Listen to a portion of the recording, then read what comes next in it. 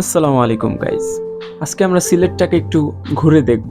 আর আজকের ট্যুরটা খুব স্পেশাল হতে চলেছে। কারণ আজকের ব্লগের মধ্যে আমার সাথে রয়েছে আমার শ্রদ্ধেয় আঙ্কেল সিলেটের এসপি আশরাফ সাহেব।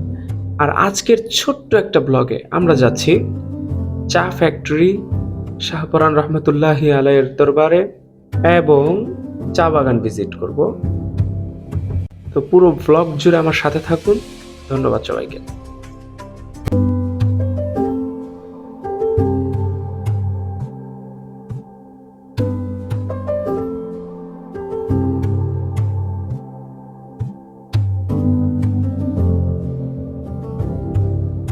হালকা নাস্তা করে নিলাম। নাস্তা করার পর আঙ্কেল আমাদের সাথে যোগ হলেন এবং সবচেয়ে মজার বিষয় হচ্ছে আমার ব্লগটা শুরুই হয়েছে আমার সারপ্রাইজ দিয়ে। আসলে আঙ্কেল আমাকে একটা সারপ্রাইজ দিল, আমাকে শপিং করে দিল আব্বুকে আর আমাকে।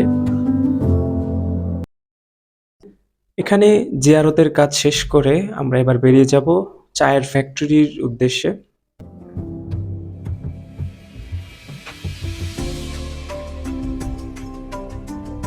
গাড়ির পিছনের সিটে বসে চা বাগানের ভিউ দেখতে দেখতে চলে যাচ্ছি চা ফ্যাক্টরিতে।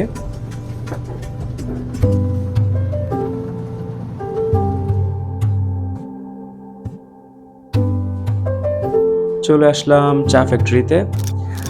বুরজান টি ফ্যাক্টরিতে আছি এখন। এটা পুরা সিলেট মেন শহরে শাহপরান মাজারের পাশে এটা।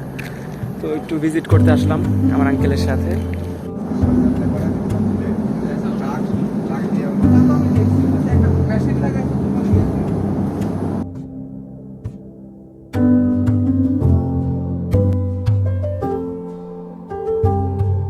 এই যে আগুনটা আপনারা দেখতে পাচ্ছেন, এটা দিয়ে পুরো চা পাতাকে নিষ্কাশন করা হয়, এটার পানি চুষে নেওয়া হয় এবং সেটাকে শুষ্ক করে ফেলে।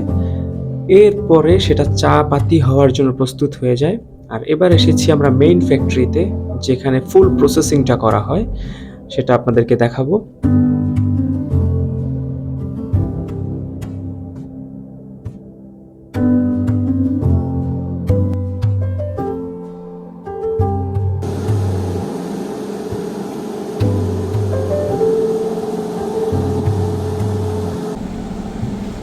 কাঁচা চা পাতা এবং অর্গানিক চা পাতিতে আমি পুরো মুগ্ধ হয়ে গিয়েছিলাম।